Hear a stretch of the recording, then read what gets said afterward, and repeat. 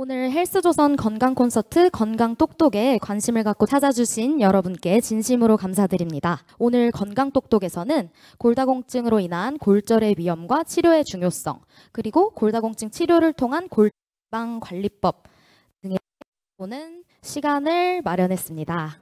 먼저 골다공증 골절의 위험과 치료의 중요성을 주제로 강연해 주실 인제대학교 해운대백병원 내분비내과 김미경 교수님을 무대로 모시겠습니다. 오늘 제가 말씀드릴 부분은 골다공증에 대해서 사실 이제 골다공증 나중에 말씀드리겠지만 만성 질환이라서 자기 병에 대해서 좀 잘 아는 게 굉장히 중요합니다. 그래서 어떤 병인지 알고 어떻게 진단하냐, 어떻게 치료하냐, 개략적인 부분을 이제 말씀을 드리도록 하겠습니다. 골다공증 이게 빨간색으로 이렇게 해놨는데요. 한문 그대로입니다. 뼈에 구멍이 많다. 골다공증이 생기면 이제 이렇게 진짜 구멍이 숭숭숭숭, 보기만 해도 이게 조금 바스러질 것 같이 이렇게 보이시잖아요. 그래서 아까 사회자분도 말씀하셨지만 이제 그냥 골절이 우리가 뭐 엄청 높은 데서 떨어지거나 차 사고가 나거나 이러면 골절이 웬만한 사람도 다 생기지만 그렇지 않고 아주 가벼운 충격인데도 땅바닥에 틀썩 주저앉았는데 골절이 온다거나, 예전에 이제 그런 거 많았죠. 운동하신다고 나무에 막 이렇게 등 치시는 분이 있어요. 그러다가 골절 오시는 분, 이런 식으로 전혀 예상치 못했던 작은 그 충격에도 골절이 생기게 되는 게 이제 골다공증이라고 보시면 되겠습니다. 도대체 그러면 우리가 골다공증 환자들이 얼마나 될까? 50대에서는 한 골다공증이 있는 사람이 여자분 같은 경우 한 10명 중에 1.5명, 한 2명까지 된다. 근데 60대로 늘어가면 한 2배 가까이 늘어나는 거죠. 10명 중에 한 4명 가까이 된다. 그러다가 70세가 되면 10명 중에 7명. 이 정도면 뭐 아닌 사람보다 골다공증인 사람이 훨씬 더 많은 상태가 됩니다. 아주 흔한 병입니다. 사실 알고 보면은 굉장히 흔하다. 개인마다 차이가 있겠지만 전체적으로는 여자분들이 좀 골다공증이 생기기가 쉽다. 그런 거가 있고요. 뭐 그러면 나는 골다공증이 있으면 증상이 뭐가 있는데 이렇게 여쭤보시잖아요. 제일 문제가 이제 증상이 없는 거예요.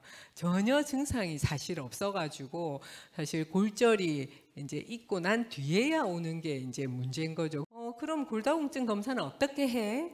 가장 쉬운 방법은 골밀도를 체크하는 겁니다. 국가검진에서 54세 되면 폐경되고 나서 54세 되면 일단 무조건 하거든요. 그때 골다공증이 있으면 병원에 오셔서 의논하시면 되고, 그렇지 않은 분들은 지금 이제 60세도 해주고 66세도 해주니까 그때 다시 한번 해보시면 되고, 그렇지 않더라도 나 한번 해보고 싶어 하면 언제든지 오셔서 검사를 해보시면 될 것 같습니다. 골다공증이 있냐 없냐 이럴 때는 최대로 좋았을 때랑 비교해서 이게 얼마나 떨어져 있지, 요거 T 점수를 가지고, 요 점수가 아니라 요 점수를 가지고 의논을 하게 됩니다.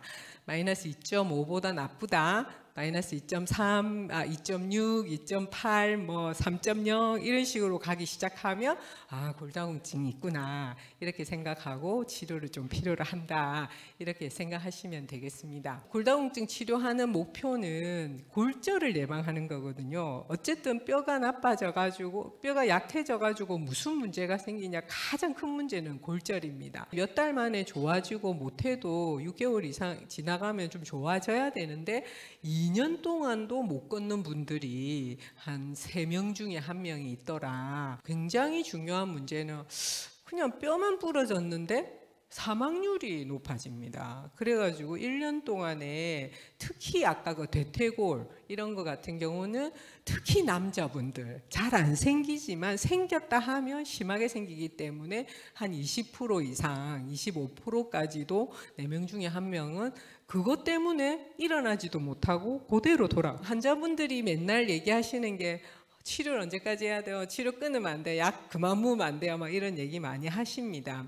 제가 많이 보는 환자들 중에 당뇨병도 있고 고혈압도 있고 고지혈증도 있는데, 이런 환자들이 좋아지면 약을 끊을 수는 있어요. 그렇지만 그 환자가 당뇨병이 없어지는 것은 아니거든요. 그래서 여전히 관리를 해야 되거든. 어느 순간에 다시 튀어나올지 몰라요. 골다공증 마찬가지입니다. 이거를 장기적인 관점에서 어떻게 관리하고 어떻게 끌고 나갈 건가 선생님들하고 굉장히 주의 깊게 이제 의논을 하고 미리미리 계획을 세우는 게 굉장히 중요하다 이렇게 생각하고 있습니다. 그래서 이제 사실은 이제 이 약제들이 골다공증 약제가 굉장히 여러 가지가 있는데 우리가 이제 사람마다 다 틀리잖아요. 내한테 맞는 약은 도대체 뭐냐? 또 어떤 약을 먼저 쓰고 어떤 약을 뒤에 쓰고 어떤 약을 고르고 이런 건 굉장히 중요한 얘기가 될 수밖에 없거든요. 게다가 아까 말씀드린 대로 평생 동안 관리를 해야 하니 그런 순서나 이제 초이스나 이런 것들은 굉장히 중요할 수밖에 없습니다. 약제는 크게 두 가지가 있습니다. 아까 뼈를 이렇게 갉아먹는 파골세포라는 게 있다고 했잖아요. 그게 너무 막 자주 많이 뼈를 많이 갉아먹는데 그런 거를 조금 억제시키는 약제가 대부분의 대표적인 약입니다. 최근에 이제 조금 몇 년 전부터 나온 데노스맙이라는 약이 있고, 데노스맙은 6개월에 한 번 피하 주사를 맞습니다. 그 외에 이제 아까 뼈를 잘 채워주는 약제가 있거든요. 그게 이제 고령성 촉진제고 이런 새로운 뼈 형성에 도움을 주고, 요거는 주로 주사제로 되어 있습니다. 요런 스케줄들을 잘 지키셔야 됩니다. 요 스케줄대로 해야 약이 제대로 효과가 나고 이때까지 받았던 효과가 제대로 유지가 되는 거죠. 그래서 굉장히 중요한데 여러분들하고 비슷한 케이스도 있고 좀 다르게 또 하겠지만 몇 가지 보여드리겠습니다. 척추하고 대퇴골한데 마이너스 2.7, 마이너스 2. 나이에 비해 굉장히 심하신 편입니다. 그래서 바로 치료를 했겠죠. 그런데 이제 일주일에 한 번 먹는 경구약제를 했는데 요거의 부작용 중에 속이 좀 불편하다 하시는 분들이 있거든요. 근데 처음에 그러다가 좀 나아지는 분들이 있는데 이분이 계속 조금 그러셔가지고 할 수 없이 이제 6개월 만에 한 번 맞는 주사제로 바꿨고요. 그래서 지금 처음에 하니까 뭐 그 다음에 하니까 거의 차이가 없어요. 환자분이 왜 이렇게 차이가 없어요? 걱정하세요. 원래 뼈가 천천히 좋아지거든요. 천천히 나빠지고. 그래서 금방 효과가 안 날 수도 있습니다. 안 나빠지는 것만 해도 다행입니다. 이렇게 생각하시고 좀 꾸준히 치료를 해야 되고요. 올해 와서 마이너스 1.9, 마이너스 2.4면 이제 골다공증 범위를 벗어나 버린 거예요. 이렇게 되면 사실 이래 되면 우리나라 옛날에 보험이 안 됐거든요. 골다공증은 이제 아니네, 좋아진 거죠. 옛날에는 이제 이렇게 되면 보험이 안 됐거든요, 약제들이. 그렇지만 치료하고 이렇게 좋아져도 2년까지 유예를 해주는 거죠. 이제 골다공증 범위를 벗어나도 우리가 2년까지 보험 적용을 해줄게. 이렇게 올해 바뀌었어, 올해 초에. 1년 동안 보험으로 더 쓰기로 하고, 자, 두 번째는 여자분 고혈압, 당뇨병도 있고 퇴행성 간염도 스테로이드를 거의 뭐 매번 맞고 계세요. 수술을 못 하셔가지고. 그러니까 뼈가 엄청 나쁘죠. 마이너스 4.0 뭐 이 정도가 되는데, 이분이 이제 다른 병원에서 2015년부터 경구약제, 우리 아까 그 뭐 한 달에 한 번, 일주일에 한 번 뭐 이런 먹는 경구약제를 한 달에 한 번 먹었는데 한 4년 정도 먹었어요. 이때 한 4년 정도 먹고는 좀 좋아지긴 했지만 아직까지 한참 남았잖아요. 그런데 요게 이제 한 4, 5년 지나면 더 좋아지기가 살짝 어렵습니다. 이 약은 효과가 계속해서 나기가 어렵거든요. 그래서 조금 이제 계속해서 이제 약을 주사제로 바꾸면 조금 더 빨리 올라갈 수 있을 것 같다 해서 주사제로 바꿨고, 이제 지금 거기서부터 다시 한 4, 5년 지났죠. 여기 뭐 마이너스 2.5, 마이너스 2.8인데 이분 같은 경우는 제일 중요한 거는 아까도 말씀드렸지만 골다공증의 치료는 골절 예방입니다. 안 넘어지는 게 일단 1번이거든요. 그런데 이분이 연세가 많으시고 다리가 좀 불편해가지고 좀 걷는 게 영 불안해 보이셔서 오히려 이런 낙상 예방이 굉장히 중요합니다. 집에서 다니실 때 이렇게 바 같은 거 설치하고 어두운데 안 다니시도록 하고 굉장히 조심하고 걷는 연습을 사실 해야 됩니다. 그래서 이제 제가 마지막 말씀드릴 거는 굉장히 꾸준하게 해야 되는데 선생님들하고 꼭 주치의 선생님들하고 의사하고 꼭 의논을 하자. 이게 중요한 것 같고 마음대로 약을 끊거나 그렇게 하시면 안 된다. 얘기를 드리고 싶고요. 네, 김미경 교수님 좋은 강의 너무 감사드립니다. 이어서 두 번째 강연을 계속 진행해 볼 텐데요. 오늘은 이제 골다공증 치료와 관리에 대해서 말씀해 주실 양산 부산대학교 병원 정형외과 신원철 교수님을 무대 위로 모시겠습니다. 그래서 저는 양산 부산대학병원에서 정형외과에서도 특히 고관절을 전공을 하고 있습니다. 그렇다 보니까 아무래도 여기 오신 분들처럼 되게 고령 환자들을 많이 만나게 되고 또 고관절 하다 보니까 고관절 골절 환자들을 많이 치료를 하게 됩니다. 골다공증이 있는 사람이 뼈가 부러지는 것도 당연히 골다공성 골절이겠지만 저희가 정의하고 있는 것은 이게 서 있는 높이, 그러니까 위에서 높은 데서 떨어지는 거나 교통사고가 아니고 서 있는 높이나 또는 그보다 낮은 위치에서 넘어질 때 발생하는 저에너지 골절이다. 이렇게 정의가 되어 있습니다. 그래서 보시면은 보통 50대, 60대까지는 손목이나 이 발목 골절이 주로 골절이 일어나지만 보통 70세 이상 넘어가게 되면 척추와 고관절 골절이 아주 급속도로 증가하게 됩니다. 특히 아주 초고령으로 가면은 고관절 골절 환자들이 더 많이 증가하는 걸 알 수가 있습니다. 우리가 뭐 손목이나 발목 같은 경우는 주로 이제 통증이라든지 이제 그런 관절을 쓸 수 없기 때문에 어느 정도 이제 수행을 할 수 없는, 척추가 부러졌다 그러면 통증도 있지만 환자들이 일정 기간 누워 있어야 되죠. 누워 있다 보면은 이 나이가 많으신 분들은 뭐 심장이라든지 폐 기능이 떨어질 수밖에 없고 뭐 소화장애도 생기고 삶의 질이 매우 저하되는 이런 문제들이 있고요. 특히 이제 고관절은 사람이 걸어 다니는 데 있어서 하지가에서 제일 중요한 축이 되는 관절이 고관절인데 이런 고관절이 골절이 되고 나면 전혀 걸을 수가 없습니다. 그래서 활동이 거의 불가능하고 삶의 질이 가장 심각하게 떨어지는 부위가 고관절 골절이 되겠고요.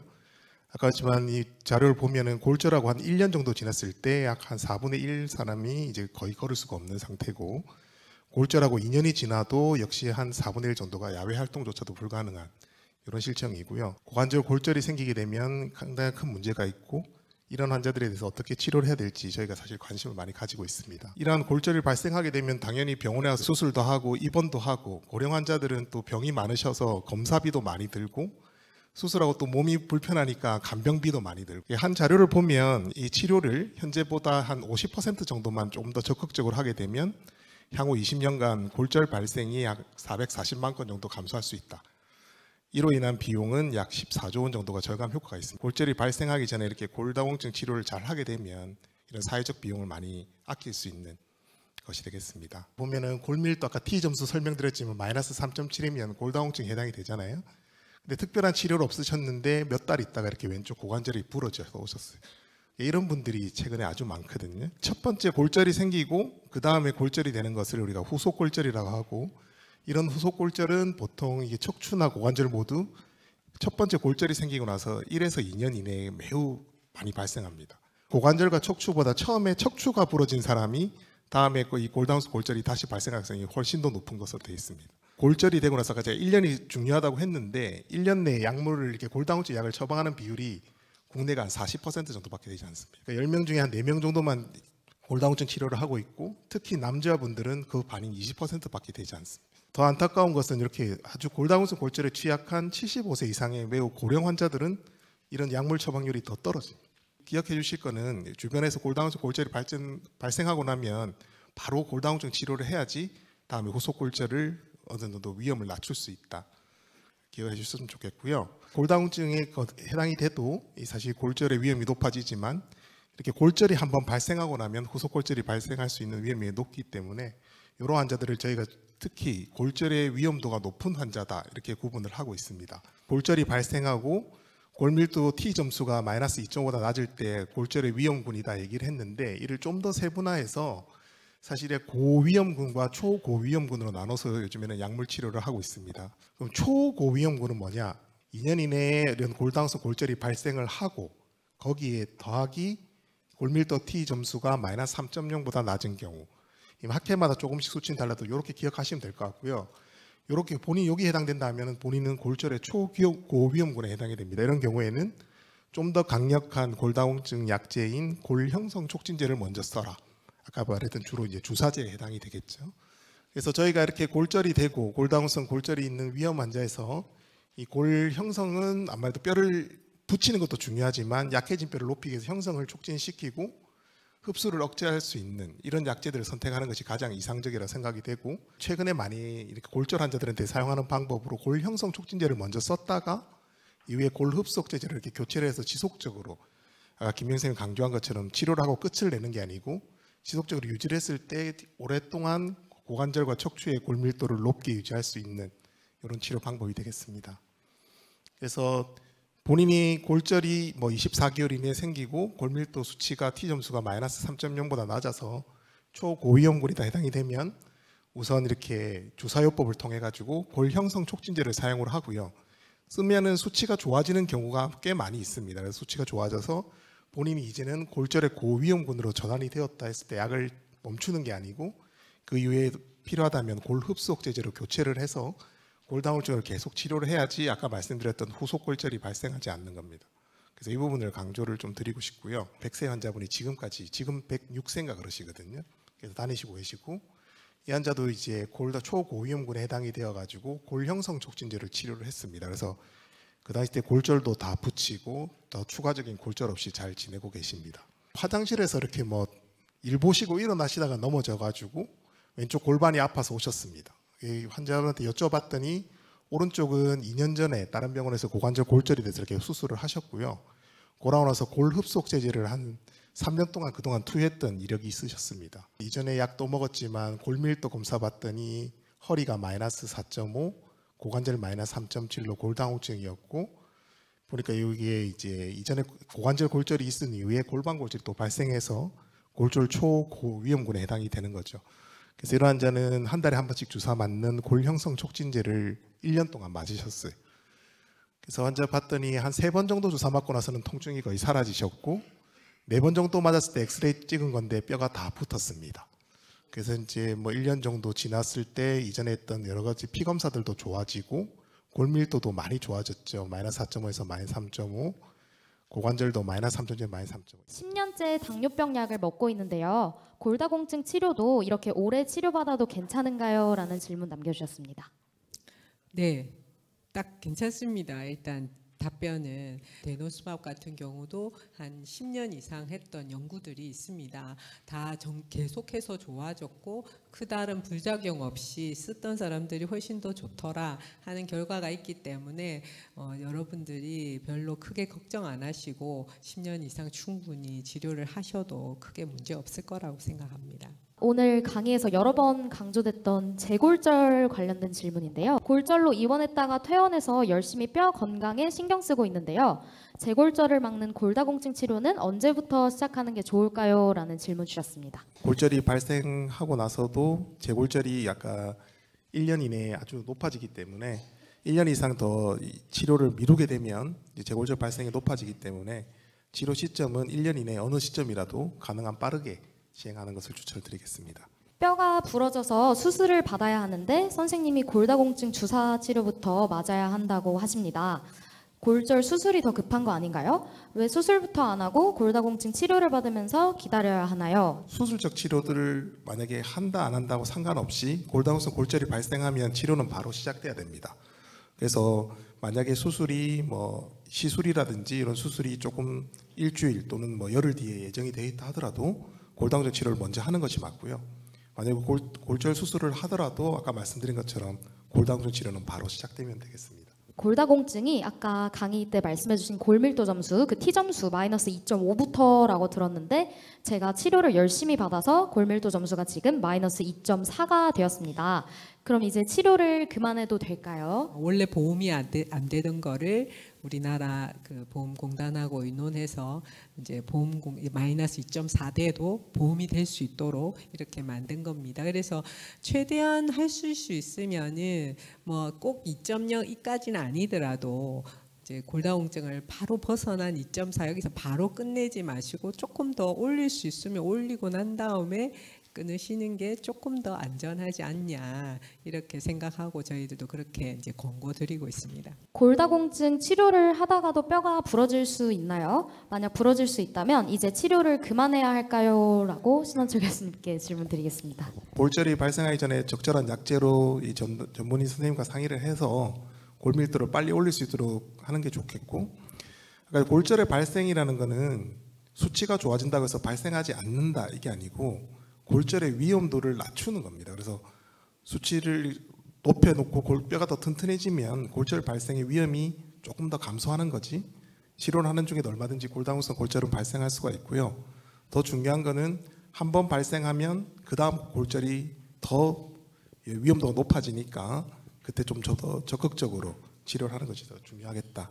이렇게 말씀드리겠습니다. 골다공증 약은 먹다 보니 중간에 좀 끊어야 된다고 하던데 혹시 골다공증 주사도 좀 쉬었다가 맞고 하는 것이 있나요? 라는 질문 주셨습니다. 대부분의 주사제는 휴지기 없이 다음 후속 약제를 치료를 하고 휴지기를 가지고 이런 식의 플랜을 가지게 됩니다. 그래서 모든 약제가 그런 건 아니고 그런 약이 있고 그런 약이 아닌 약이 있다. 절대 오히려 끊으면 안 되는 약이 있다. 휴지기를 가지면 안 되는 약이 있다는 거를 숙지하시고 그 선생님 주치의 선생님들과 잘 의논하셔서 그냥 뭐 고민하지 마시고 주치의 선생님이 하자는 대로 하시면 가장 편하실 것 같습니다.